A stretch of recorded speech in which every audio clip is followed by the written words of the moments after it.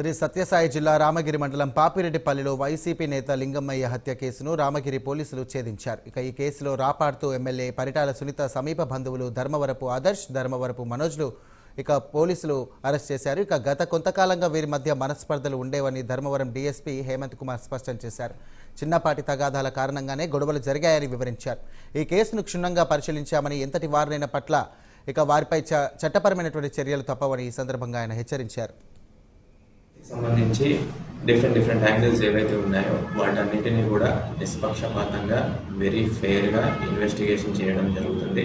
Further investigation చేసి witness examinations చేసి టెక్నికల్గా ఒకవేళ టవర్ అనాలిసిస్ లాంటివి కూడా ఏవైతే ఉంటాయో అవన్నీ కూడా చేసి ఫర్దర్ ఇన్వెస్టిగేషన్లో దర్యాప్తు ప్రకారం యాక్షన్ తీసుకుంటాం. ఇది ప్రీవియస్ మనస్పర్ధలు వీళ్ళిద్దరి మధ్య అయితే ఉన్నాయి.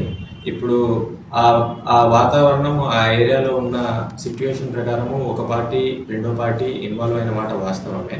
కాకపోతే ఈ పర్టికులర్